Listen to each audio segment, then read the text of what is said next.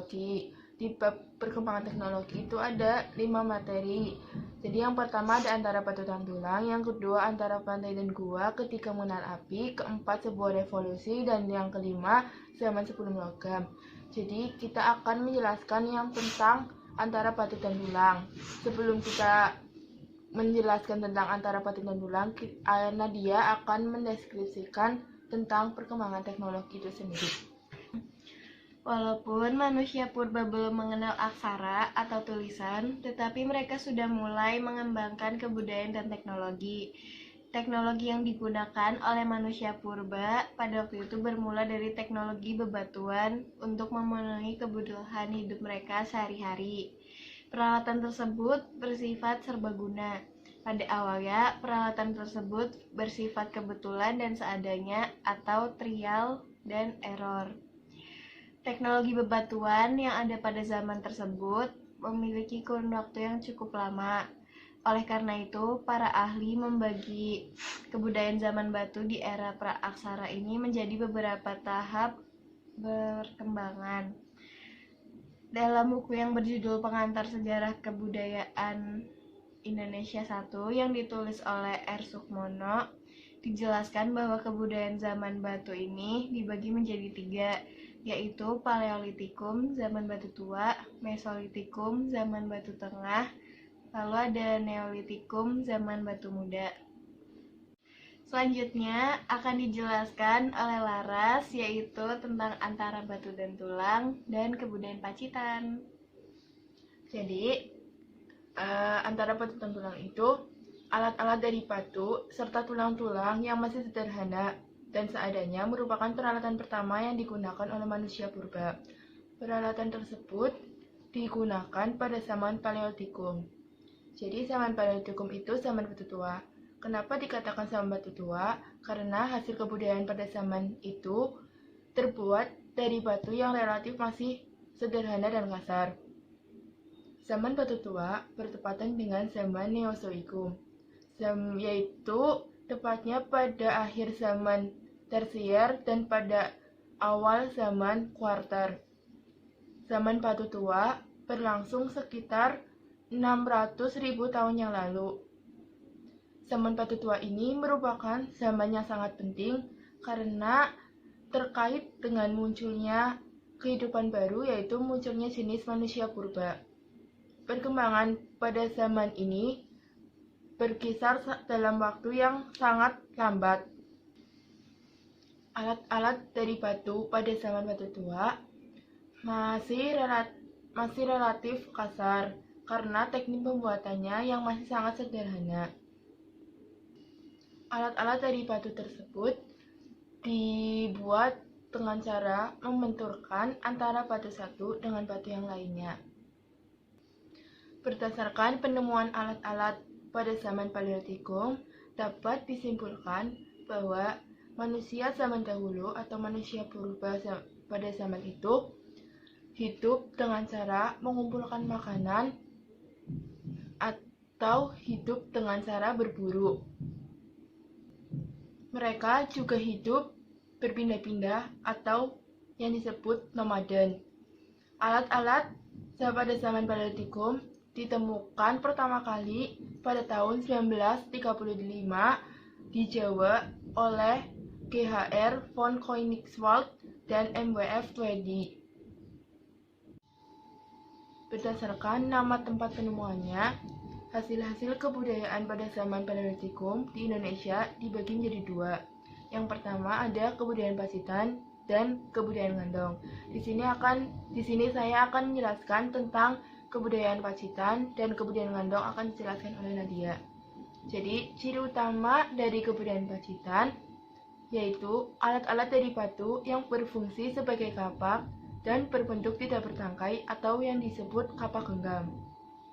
Alat-alat yang berasal dari kebudayaan Pacitan ditemukan oleh von Koenigswald pada tahun 1935 di sekitar Sungai Paksoko, Desa Punung, Pacitan, Jawa Timur.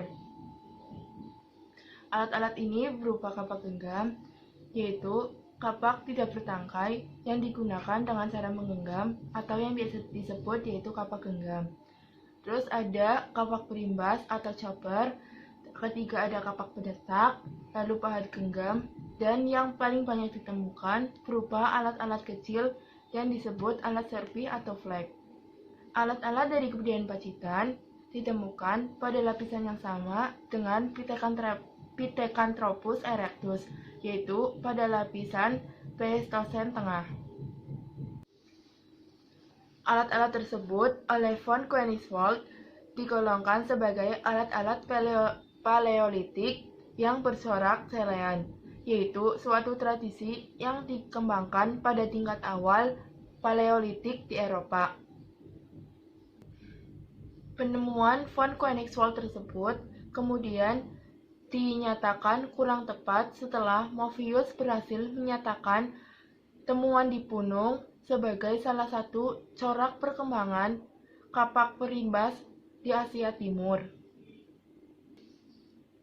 Tradisi kapak perimbas yang ditemukan di Punung dikenal dengan nama budaya Pacitan.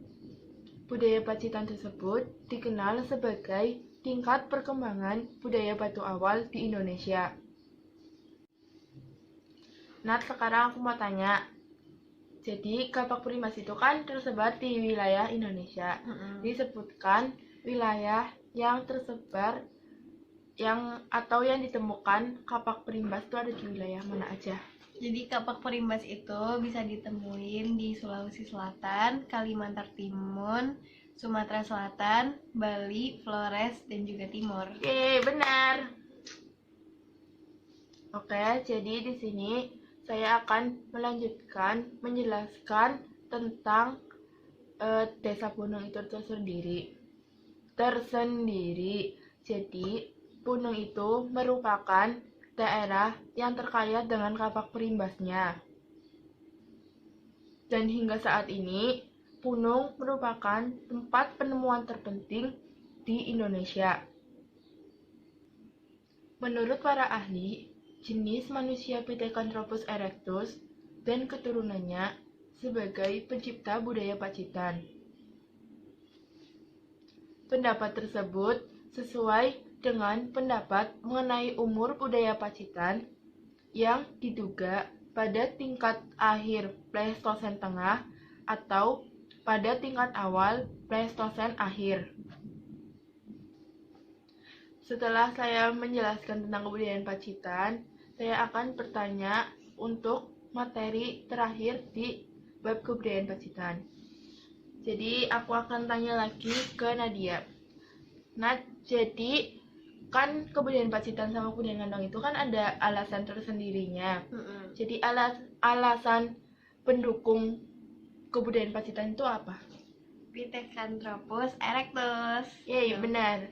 Jadi alasan pendukung bahwa kebudayaan Pacitan itu ada Pithecanthropus erectus. Ada dua alasan. Jadi alasan yang pertama itu alat-alat dari Pacitan ditemukan pada lapisan yang sama dengan Pithecanthropus erectus, yaitu pada lapisan Pleistosen tengah.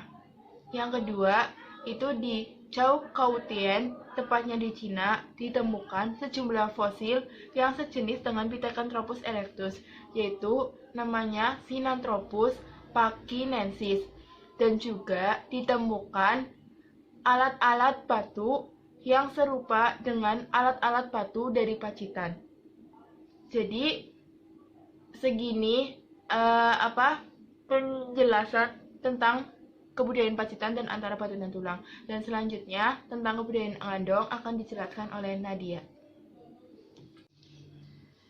Kebudayaan Ngandong. Kebudayaan Ngandong berkembang di daerah Ngandong di Sidorejo, dekat Ngawi, Jawa Timur. Alat-alat yang ditemukan di Ngandong berupa kapak genggam dari batu dan alat-alat kecil yang disebut alat serpih atau flag. Pada kebudayaan Ngandong juga ditemukan alat-alat dari tulang dan tanduk. Alat-alat tersebut adalah alat penusuk atau belati, ujung tombak dengan gergaji di kedua sisinya, pengorek umbi dan keladi, terus ada tanduk menjangan yang diruncingkan, terus juga ada duri ikan pari yang digunakan sebagai mata tombak. Sebaran artefak dan peralatan paleolitik tersebut cukup luas sejak di daerah Sumatera, Kalimantan, Sulawesi, Bali, NTB, NTT, serta Halmahera.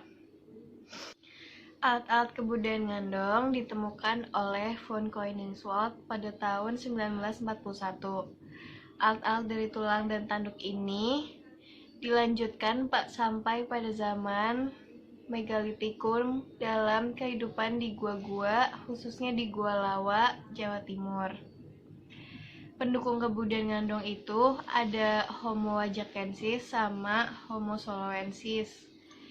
Dengan alasan yang pertama di Ngadirejo ditemukan kapak genggam beserta tulang-tulang dari binatang dengan atap tengkorak Homo soloensis. Yang kedua, alat-alat dari Ngandong berasal dari lapisan yang sama, yaitu yang sama dengan Homo wajakensis, yaitu Pleistosen atas. Jadi Ras, tadi kan udah dijelasin kebudayaan Ngandong itu gimana aja. Nah, sebutin peninggalannya itu apa aja. Oke, jadi di kebudayaan Ngandong itu ditemukan alat-alat dari tulang dan tanduk. Ada alat-alat dari tulang tersebut berupa alat penusuk atau belati. Yang kedua, ada ujung tombak dengan gergaji pada kedua sisinya. Ada alat pengorek umbi dan keladi. Ada tanduk menjangan yang diruncingkan, serta duri ikan pari yang digunakan sebagai mata tombak. Jadi, kalau kita hitung, itu ada 5 alat-alat dari tulang dari kebudayaan Ngandong. Betul, yay. Jadi kali ini tadi kan kita udah jelasin tentang materi antara Pacitan dan tulang, yaitu kebudayaan Pacitan dan kebudayaan Ngandong. Jadi kita akan buka sesi pertanyaan. 3 pertanyaan aja. Yes, tadi kan kamu udah itu kan jelasin yang zaman Batu Tua. Nah, kamu bilang itu zaman Batu Tua tuh berlangsungnya lama. Nah, itu kenapa sih? Hal itu dikarenakan keadaan alam yang masih liar dan labil. Pada masa ini juga, zaman glasial dan zaman interglasial datang silih berganti. Jadi, yang nggak tahu zaman glasial dan interglasial itu apa, aku akan jelasin. Jadi, zaman glasial itu waktu suhu menurun dalam jangka masa yang lama dalam iklim bumi. Dan zaman interglasial adalah zaman di antara 2 zaman es. Jadi, itu jawabannya. Yuk, sekarang aku mau tanya. Tadi kan kamu jelasin ada tentang yang Gua Lawa gitu, yang khususnya Gua Lawa.